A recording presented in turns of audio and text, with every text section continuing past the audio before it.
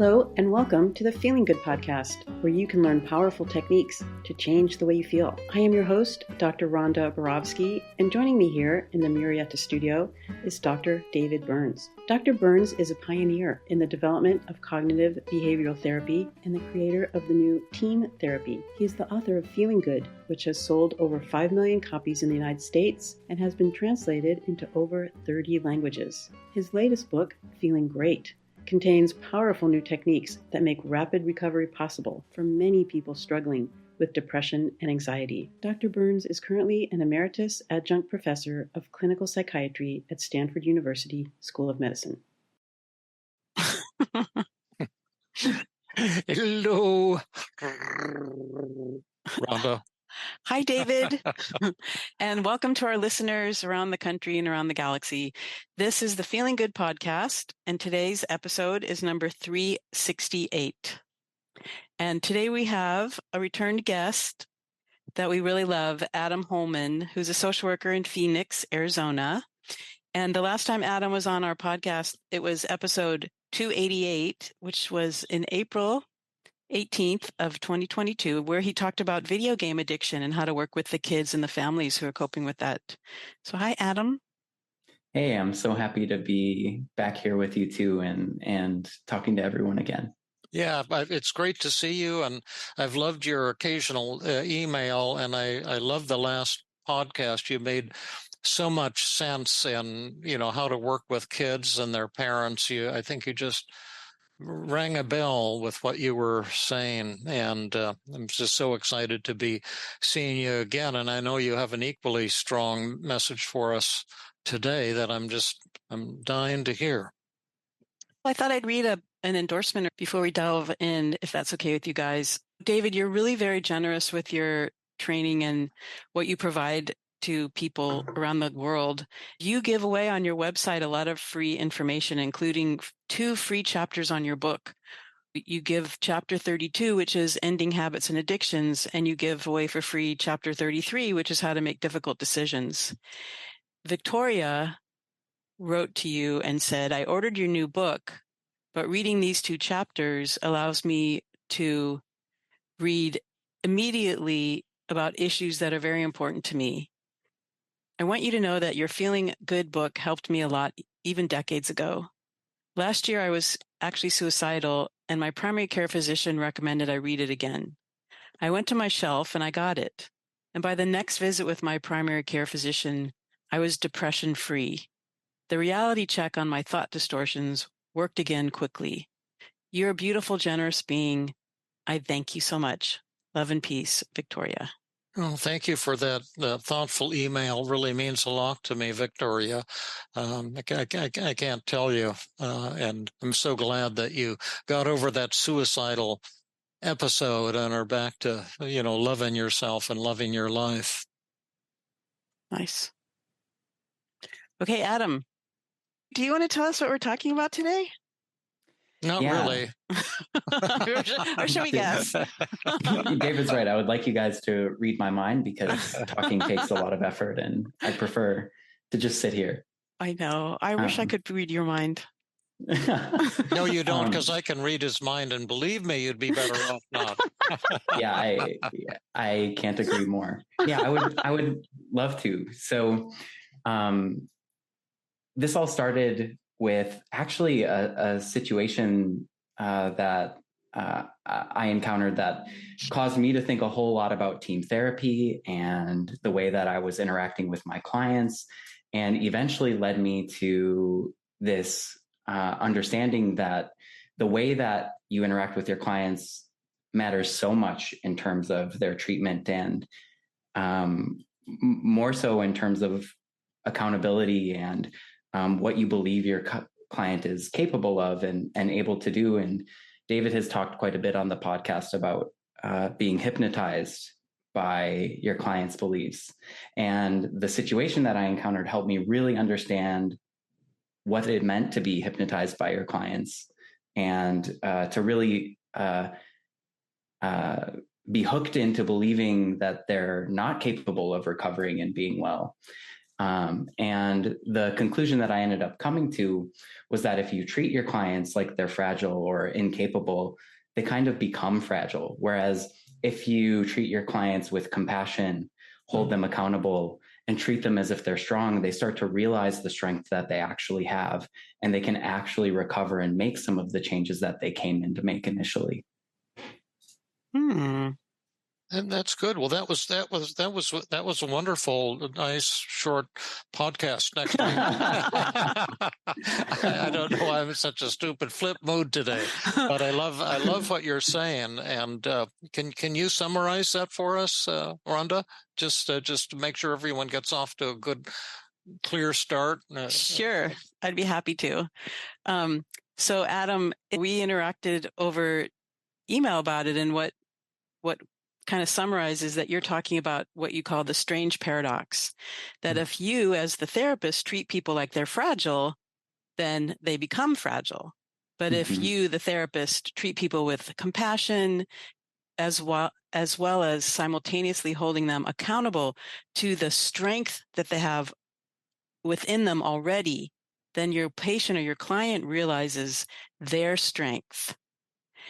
Yeah, you know what? I would agree with that. And,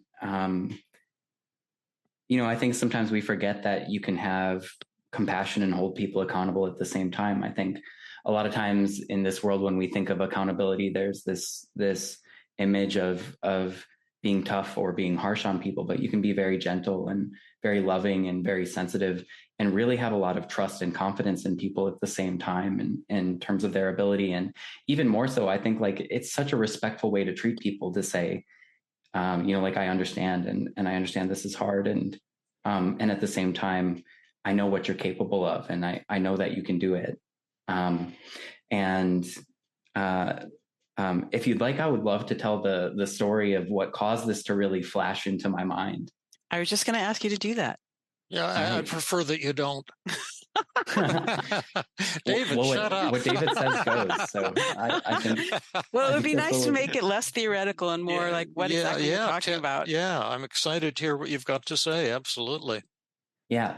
So I was on a hike with my partner over here in Prescott, Arizona. And when we went to go on our hike, we pretty immediately heard a child just absolutely shrieking at the top of his lungs. And initially we looked at each other and admittedly we're looking at each other with a little bit of disgust, because we were hoping for a nice peaceful hike, and the shrieking wasn't contributing to the peace necessarily. And very quickly that sense of disgust turned into a lot of compassion, because as we walked down the trail and encountered the boy, we could see that he was paralyzed and he was terrified of some flies that were standing in front of him. And we also recognized that his family had walked past us about 45 seconds before on the trail. And looking at what happened, understanding that his family had walked forward hoping or wanting him to be brave and walk past the flies and follow him. And very quickly, I walked over to the boy, walked past the flies, and I ended up putting my hand on his shoulder. And I said, "Hey, I know you're scared. I know you're worried the flies are going to hurt you. I made it through. I'm safe. And you got this." And the boy immediately stopped crying and walked past the flies and went on to his family. And without thinking about it too much, my partner and I kept walking. And I looked over at her and recognized that she was feeling quite a bit and seemed to be deeply sad. And I asked her about it. She said, "Yeah, I'm really sad." And I said, "I'm really sad too. I'm feeling a little bit of it right now, just thinking about the situation and what that boy needed there." And so we spent a lot of time talking about the boy and what he was needing in order to walk past those flies. We talked about his parents' experience, and we talked about our own suffering, thought more about sort of the suffering of everyone and what people are needing, and recognized that really that boy just needed the strength of knowing someone was next to him and thinking that he's capable in order to walk past these flies that he was terrified of. And that I didn't even walk with him. He made the walk by himself, and just for that vote of confidence and also the acknowledgement of the fact that he was afraid and that it was okay that he was afraid, that he didn't need to not be afraid. Just the magic of those two things. And after I got over about 3 hours worth of crying, just sort of thinking about the suffering of the world and the whole experience, I started to think about the work that I do as a therapist. And I started to think about TEAM-CBT. And I came to this sudden realization of like, holy moly, I'm treating my clients as if they're not capable. I'm treating them as if they're not able to walk past the flies. And I'm standing next to them, and we're both kind of sitting there paralyzed. And I think my clients really want me to have confidence in them. I think my clients really want me to believe that they can walk through, and that they're just sort of waiting for me to do that. And I started to think about all my clients for which I'd been giving a lot of empathy, and I've done a really good job listening, and for which measurement was showing that was the case, but they were still stuck anyways. And one by one, realizing like, oh, wow, I'm really just sitting in this with them. I've really been hypnotized by my clients and have believed that they're not capable of walking past the flies. They're not capable of doing the things they need to do to be well. And really felt the impact of that in that moment, which hurt. And very quickly went to work in starting to apply that.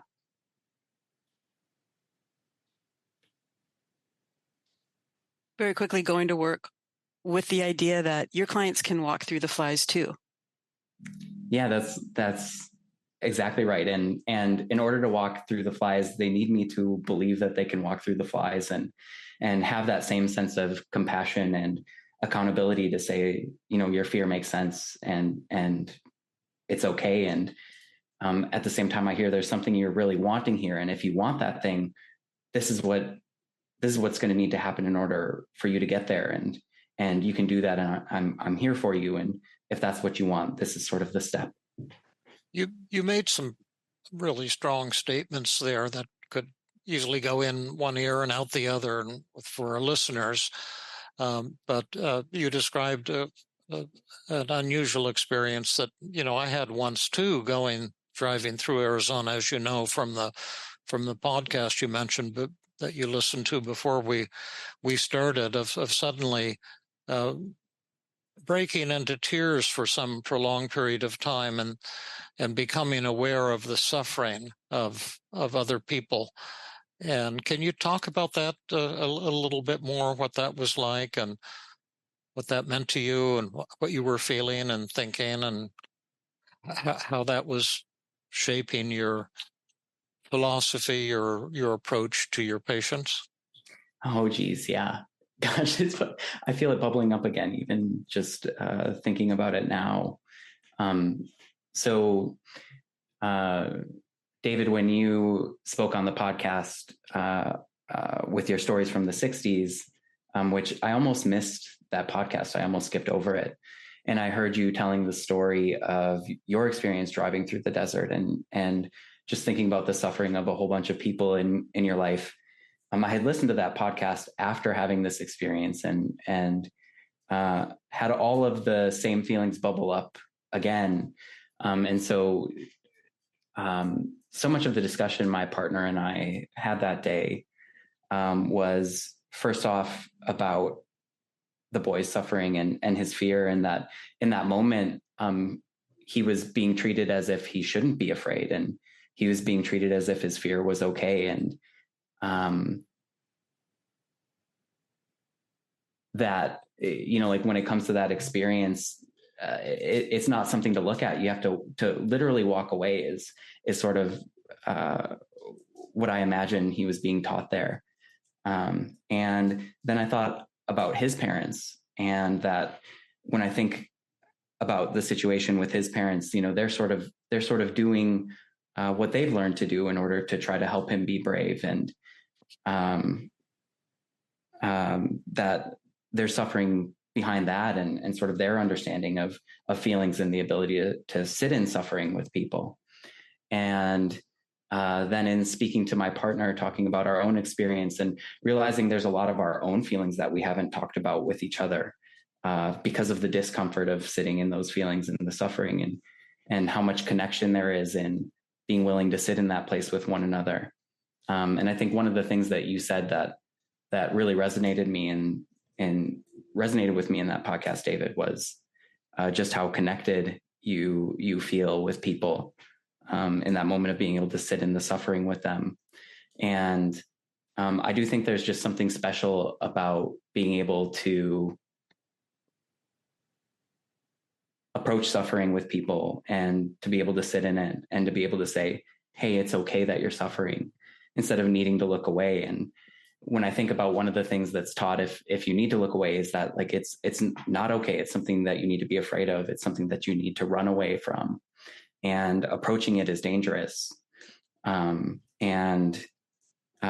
If you're willing to sort of sit in that place with someone, there's such an opportunity to connect. I think partially in the fact that we all experience a degree of suffering, and there's like a layer of something that we seem to always be hiding that gets stripped away. And there's just like such a purity and openness to that connection. Can you talk about some of the ways that you have suffered, and also some of the feelings you sensed that this little boy might be happening when he was standing there alone and frightened? Yeah.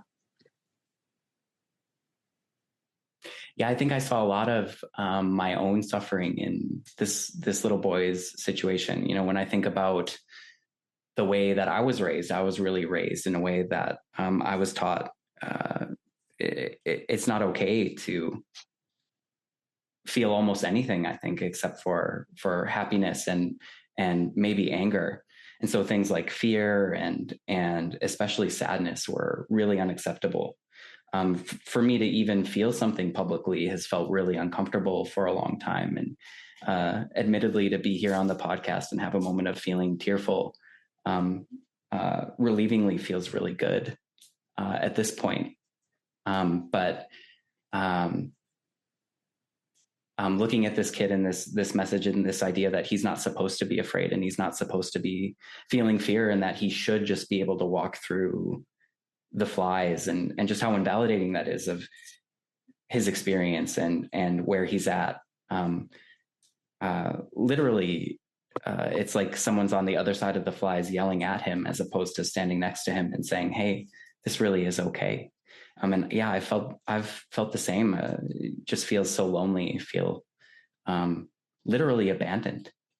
So I like to keep things real simple, and I'm trying to figure out on a simple level what you're saying. I don't want to oversimplify it, but are you saying that when we're suffering, when people are suffering, which is much of the time, we hide our suffering from others and in part from ourselves, and turn away from it and try to hide it, and rather than accepting it and being there with it?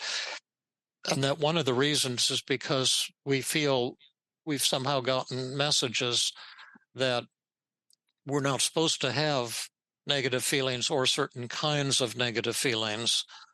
You said one of the ones that you're allowed to have is happiness and maybe anger, but I think anger might be the biggest conflict phobia, emotion phobia area for many people.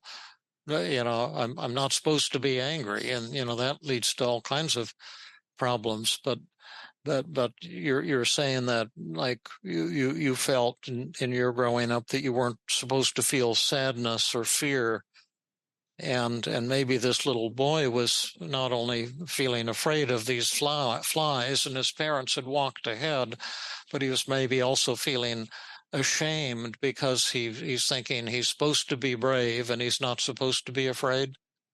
Yeah, Something like that. Exactly that. You nailed it.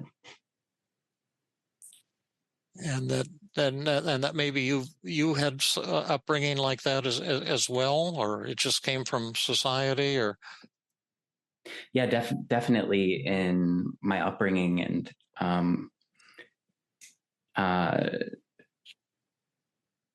I was raised by a dad who was very highly critical and also had a really kind of tumultuous relationship with his feelings, and especially feelings of sadness or fear were viewed as weak. And I think especially the part that you mentioned, David, about even hiding it from yourself and feeling shame about it is especially powerful, or resonates with me. I think for a long time in my own head, I didn't even recognize that I was feeling those things. And if you don't recognize that you're feeling them, it's really hard to respond to them in a way that's helpful and in a way that feels good. And furthermore, if other people are sort of uncomfortable with those feelings around you, it feels like a cycle that just continues, and that fear of feelings kind of spins infinitely until acted on by something else. Yeah, and it's overwhelming because there's so much suffering in the world. Even, I mean, in the simplistic thing that you were mentioning, Rhonda, just in the last few days, all of a sudden war erupting in Israel, and everyone's into, being kick-ass, and, we're going to kill our way to love and peace. And some of the horrible assault on Israel, and then saying, okay, now we're going to get those Gaza people back, and we'll go bomb the hell out of them, and we're going to win. And we see that in the United States too. Everyone thinking we're supposed to be kick-ass and smart-ass and powerful, and that there's just so much unimaginable suffering going on, not just for the Israelis who are now in fear and confusion and anger too at Netanyahu, but also the poor people in Gaza with, impoverished, living on $1,200 a year is what I saw on TV.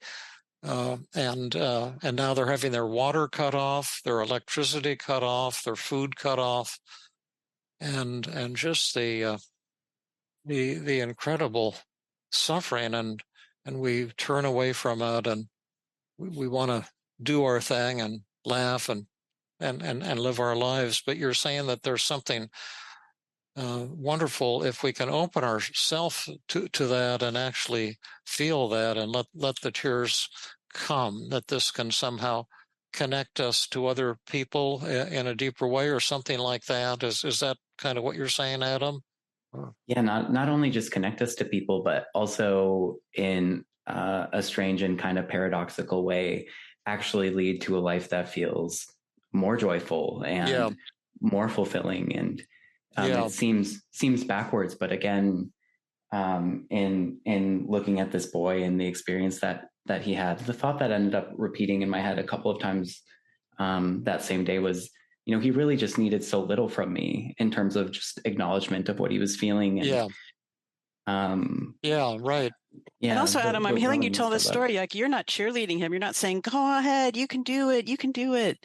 You acknowledge the sadness that he was feeling and the fear.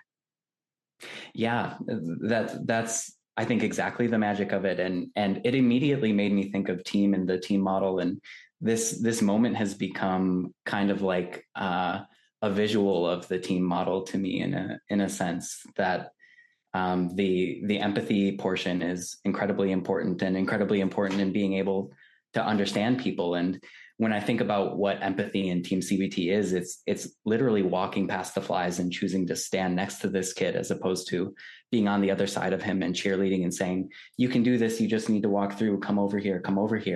Like, when I think about what that empathy portion really is, it's, I can see you and I can see your suffering, and it's okay. And because I see it, I think we can find the path to the other end of this, if you would like, if that's what you would like. Yeah, that's what we try to teach in team, but you can be so superficial that it just sounds like words or techniques, and not grasp what really means. And even for myself, I'm 99% of the time closed. It's like my body has closed, and I can help people. I can, use techniques to empathize, but I'm not feeling the sorrow. I'm not always weeping with them sometimes, but often not. And I've really wondered, and this will probably just sound like Santa Cruz crystals or something, but that is maybe what it means to be a healer. That's kind of when the miracle of healing comes, or one of the miracles of healing, when you really connect with another person's suffering and you feel it, and that there is something when you're crying and the other person's crying, and you can kind of experience and understand their suffering. There's something very spiritual or healing about that, and it just sounds so stupid and nerdy to say it, and cheap and superficial.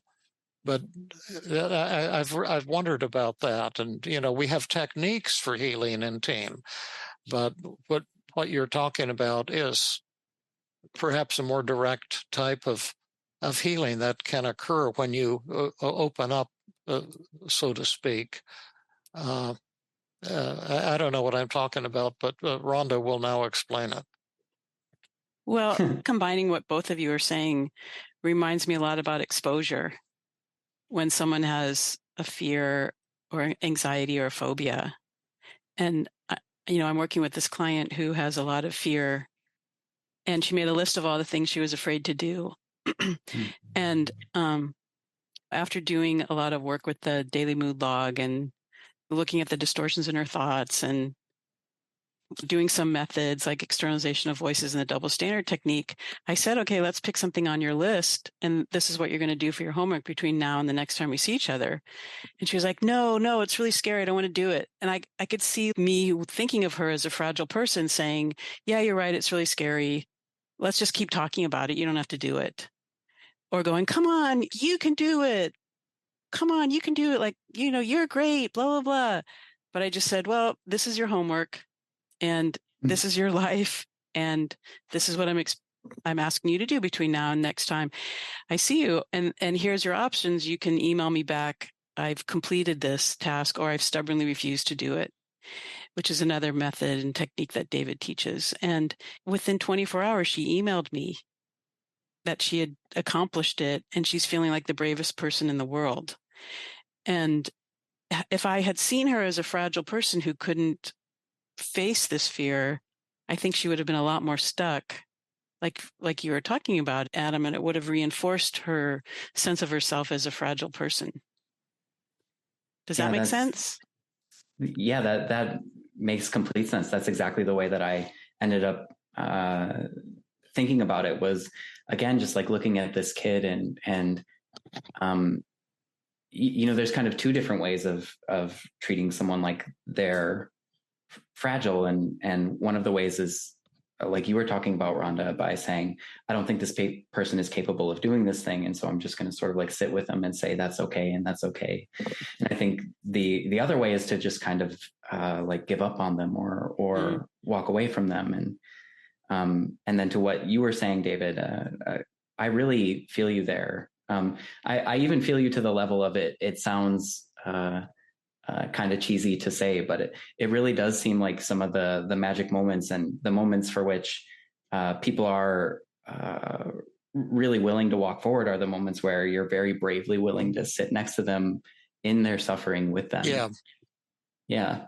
And I'm not sure how to unlock that either. I'm wondering if you guys have any thoughts in terms of how to come alongside people in that really felt sense where you're really feeling that empathy along with them and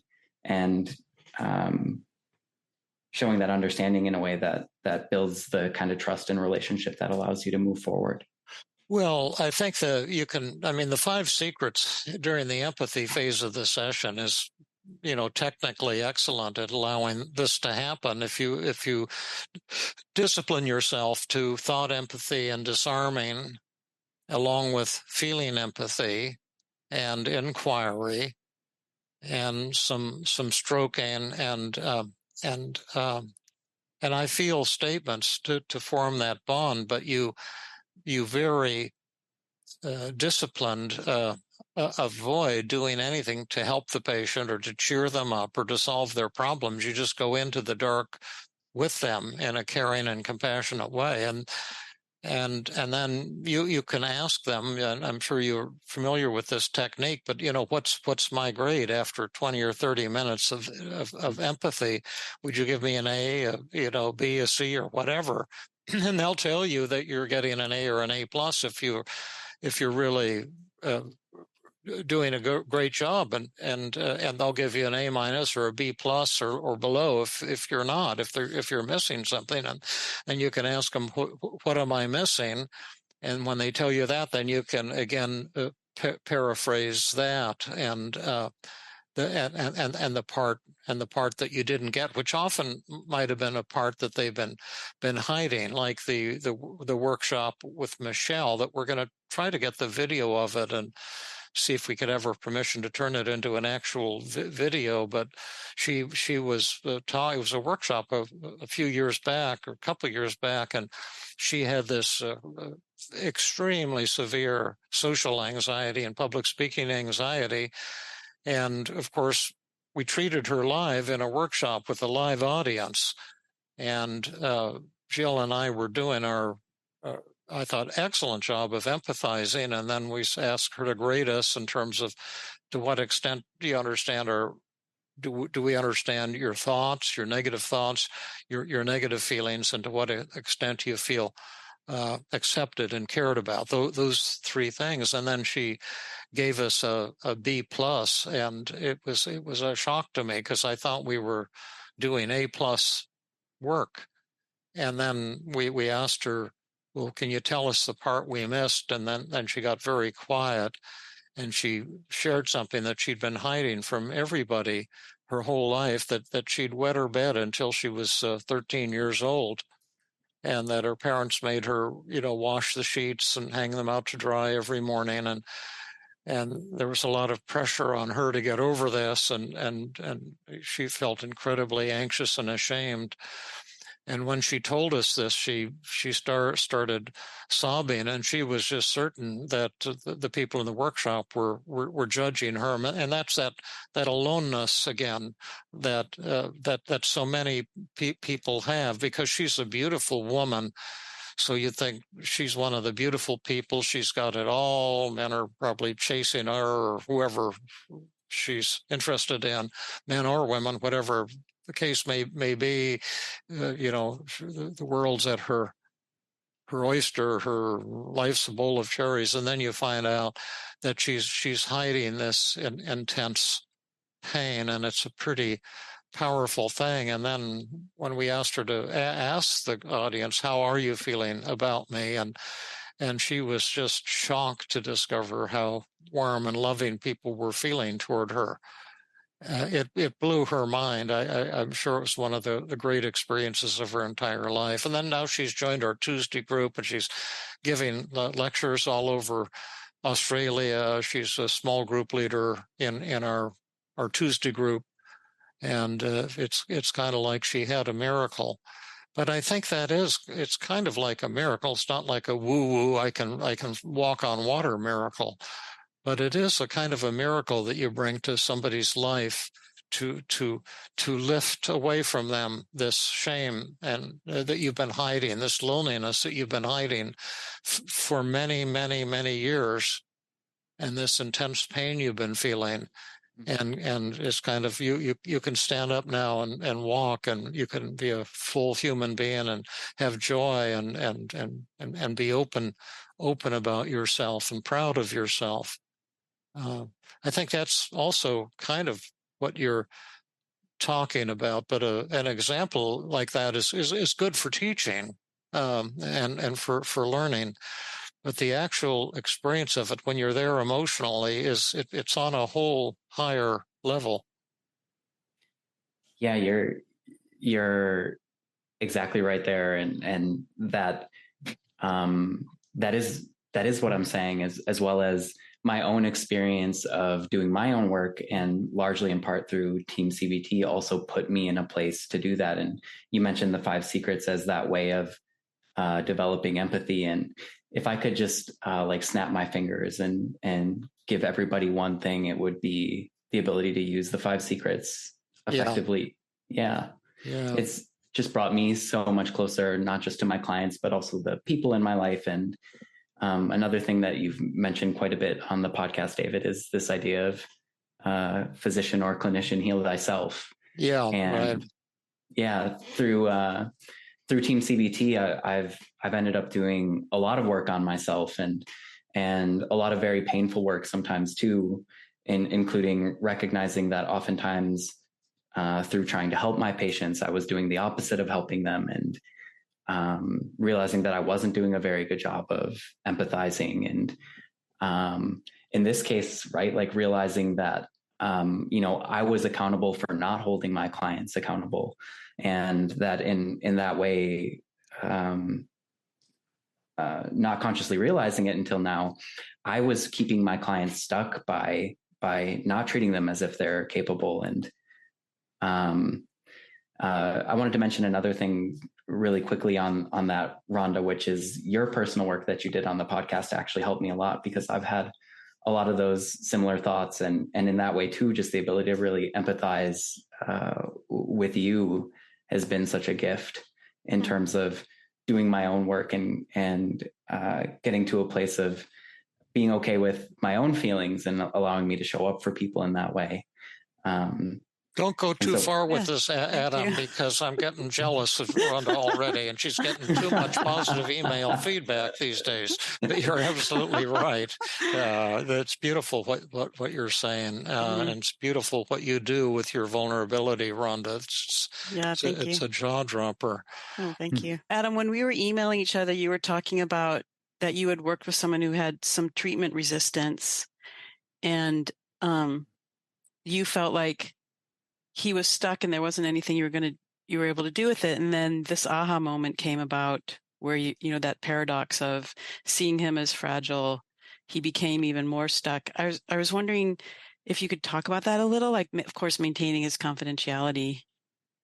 Yeah. So as I had said, after this experience, I started thinking about so many of my clients, and this client who had been diagnosed with what was called treatment resistant OCD came to my mind immediately. And oh gosh, I have to say, even the phrase treatment resistant OCD, I feel a little bit, of hurt in even saying it, and just thinking about the stuckness that comes with that phrase and how stuck this client felt. And then also just some pain right now in recognizing my contribution to it. And so I'd been working with this client for a few months at this point, and initially worked through a lot of empathy, and was getting really good empathy scores. And one of the other things that I recognized as I was thinking about this client early on is maybe there's some outcome resistance here that's never been worked through. And maybe that's the reason that this client is having a hard time. And it turned out that was the case. And so we spent some time working on some of the outcome resistance. And by outcome resistance, you mean the reasons that he may not want to change? Positive reasons, things that are beautiful about him or give him some advantages that may lead him not to want to change. So you explored that with him. Yeah, exactly. And the way that I think about that, and this is part of what makes me really dislike the term treatment resistant, because I don't think he was resistant to the treatment. I think he was resistant to letting go of something that was legitimately meeting the need that it existed for, which for him in this case, it was protecting him from judgment. And so he had a lot of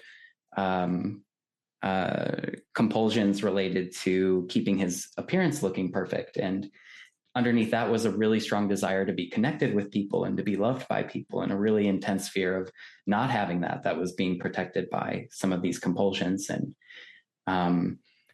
from the beginning, we had talked about the need to use exposure to get to the other end of that, and had used some TEAM-CBT techniques, including dangling the carrot and the gentle ultimatum. And he had even already agreed to do exposure.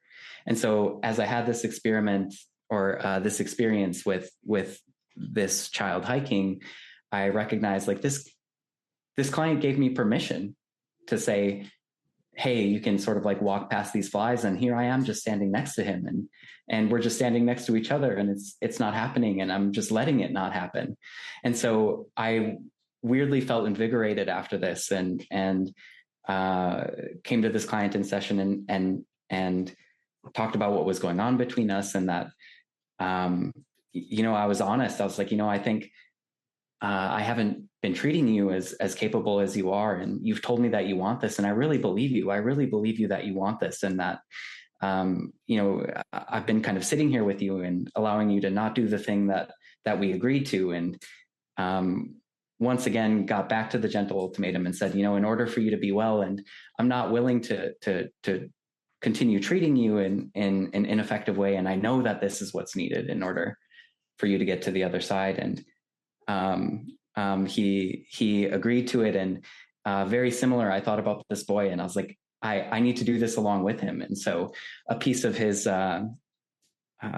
compulsion was really having perfect looking hair. And so I said, we can do it. And he's like, okay, we can do it. And I was like, we can do it right now. And he's like, right now, I can't do it. And I was like, you got this, you've agreed, and this is what needs to happen for your treatment. And you know what, I can do it with you. And I immediately ruffled up my hair like this, and it was looking all wild. Oh, that looks terrible. Yeah, exactly. Einstein-esque at this point. And he's like, but I have to go to work after this. And I said, I do too, man. And I can't fix this at this point. I'm in it with you. And then he did it. He ruffled up his hair, and to see the experience of him going from fear to eventually laughter, and then we're both laughing together. And that was the first time. Yeah, that's the first time he had ever been able to trigger a compulsion and not engage in fixing it. And so he went through the rest of his day with his hair messed up like that, and even did go to work. And then at the end of the session that day, we talked through some other compulsions he would like to deal with. And he went right after session and dealt with all of those compulsions too. And he came back his next session and was free. He was free of compulsions. And it's tough, right? Like, cause I knew that that's how this works. And that there was another part of me that felt pain in that moment of, yeah, I was just letting him sit here when we could have done something about this so much sooner. And at the same time, just a lot of happiness for him to be on the other side of that. And once again, just recognizing and seeing the strength in him and the ability to be relieved of these compulsions that at one time he thought he'd be living with forever. Nice. I have a couple things for you, but first of all, I love what you're saying. And someone once mentioned something that's kind of obvious and probably tried or something, but I just think it's really great. In our whole field and my training and the training of virtually all mental health professionals, whether you're psychiatry, psychology, clinical social work, pastoral counselor, school counselor, it's all based on helping people and fixing people who have, these so-called mental disorders defined carefully in the DSM, the Bible of the American Psychiatric Association, the Diagnostic and Statistical Manual of Mental Disorders. And there's hundreds of them. Everything's been turned into a mental disorder. You can have, most of us struggle with social anxiety in certain situations, but now you don't have social anxiety or shyness, you have social anxiety disorder.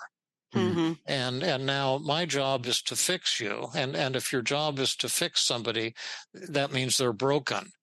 Mm-hmm. So this fixing mindset forces people you work with to assume the position of being someone who's broken and needing fixing. And it appeals to the narcissism in all of us to think that we're these special gifted healers who are going to fix these broken people, but we're really, putting people into this broken category. And that's why I like TEAM, because it's based on the idea that your feelings of depression, anxiety, and inadequacy, and rage, and hopelessness, and loneliness, and depression, and on and on and on, don't result from what's wrong with you, but what's right with you.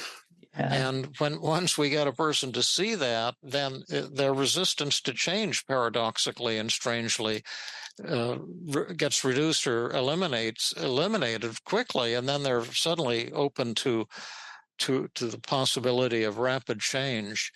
But these are all technical points, and I think today you've also been making something on a mystical or spiritual level about suffering, and that when you embrace suffering, something pretty magical can sometimes, or even often, happen. And it's a huge spiritual discovery when you have that experience. And it's very different from the experience of competitiveness and trying to impress people, and the level on which we exist most of the time. It's another level. That's a pretty wonderful gift to have it even once or twice in your life. To experience that is pretty fantastic. My second question, that was just a comment, but my second question is on a more practical level. What are you up to these days? How is your practice going? What kind of clients or patients, clients, whatever word you use, people are you seeing these days? Is it still children and teens, or there's some adults in there as well? And if some of our listeners say, boy, I'd sure like to get some treatment from this guy, or get one of my children some treatment with this Adam guy. He sounds like he's got it together in a small part, of course, and that I'd like to sure see him, or have my son or daughter see him, or something. How would they go about that, and who might be eligible to see you? For sure. First, just on your comment, David, that's so much of what I like about TEAM as well, is it does send the message that there's nothing wrong with the fact that you suffer. In fact, the fact that you suffer is showing a lot of really awesome things about you, in that as a therapist working in that model, you end up not taking the mantle of helper or fixer. And again, just another strange paradox there, that when you give up trying to help people, or when you give up trying to fix people, ironically, they end up really helped through the relationship and the connection that you have with one another. And it does have this like equalizing bit to it that has caused me to have to step down from admittedly a high horse that I was standing on when I came into this field, and step down from this position of being a helper, or someone who helps people. Yeah. Which also has taken a lot of the pressure off, and has made this work a lot more joyful and fun to do. You said it. Oh, that is so true. Yeah. And yet narcissism is so addictive and seductive. Did you ever see that movie, The Devil's Advocate? Mm-mm. Oh, did you, Rhonda? No. I haven't either. It's one of my favorite movies, and it's an old one, but it's a classic. It's all about hubris and ego and the temptations of the devil, and how easily we get sucked in. It's a pretty flashy and entertaining, powerful movie to my way of thinking. But yeah, it's just so easy that there are these powerful forces that keep pulling us away from this more humble and emotional and human and spiritual level. Actually, can I just ask one more question? No. Yeah. A lot of us are caretakers. If we stop being in that role, who are we?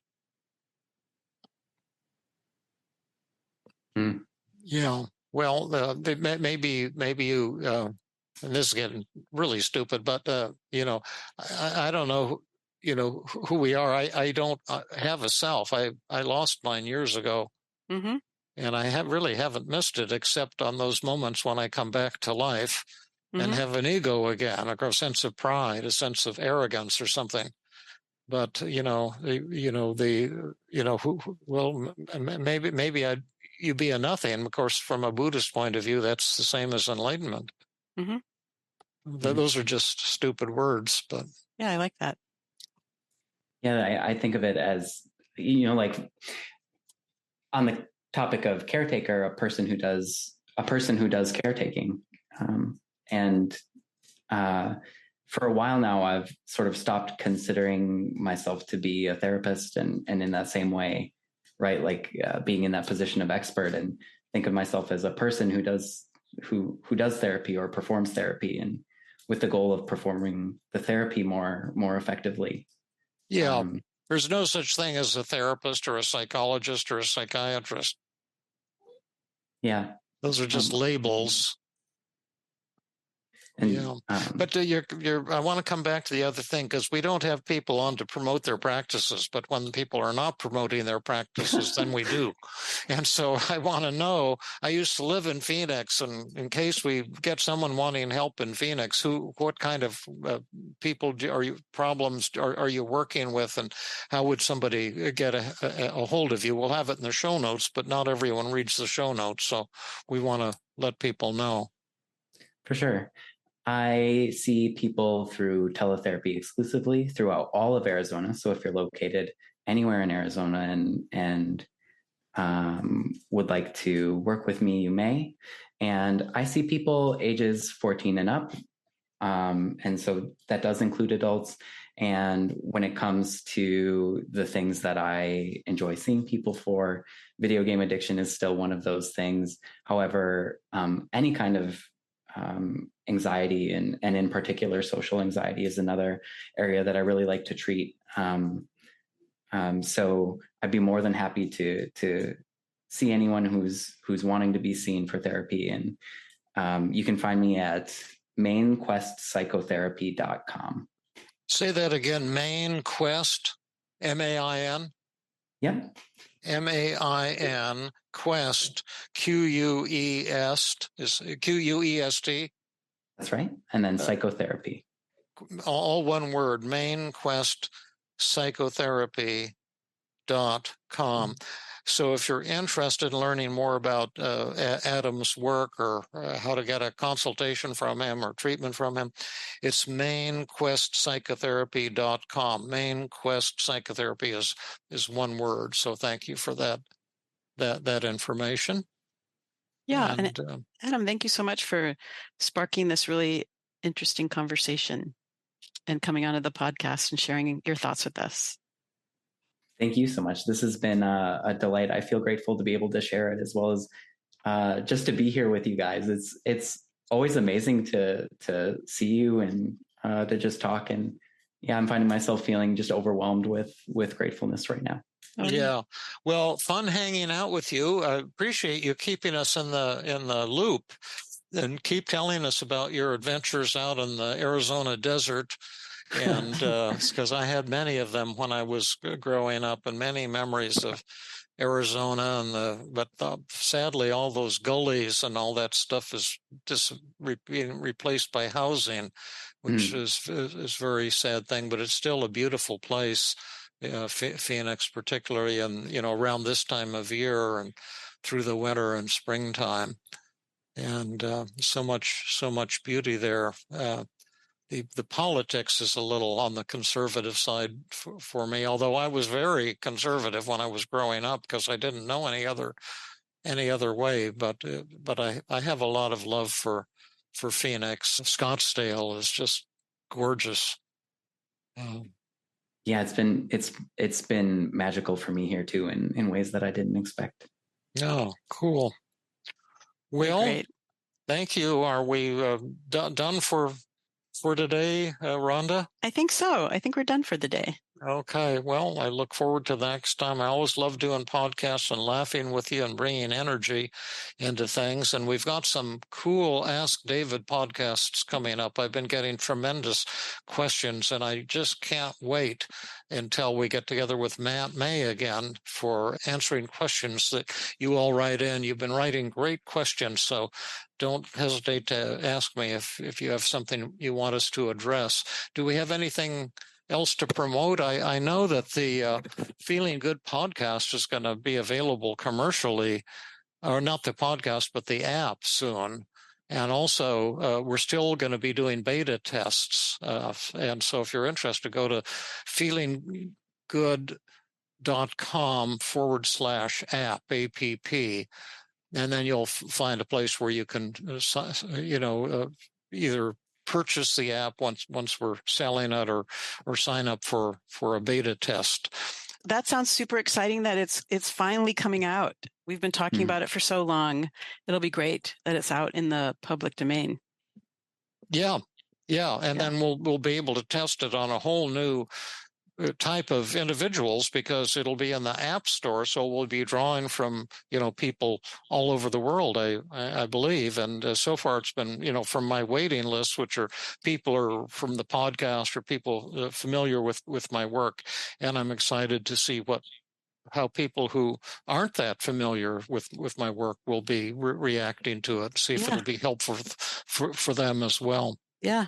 And the only other thing to add is that the Mexico City Congress is happening November 6th through the 9th. And if people want to study team with really amazing therapists, really amazing teachers, David Burns is going to be part of it for 3 of the 4 days.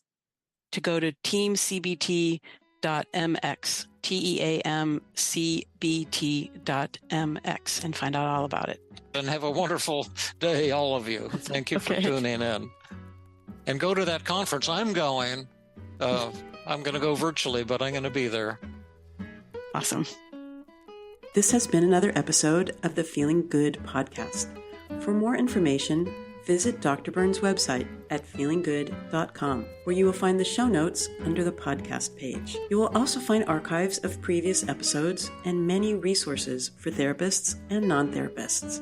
We welcome your comments and questions. If you want to support the show, please share the podcast with people who might benefit from it. You could also go to iTunes and leave a 5-star rating.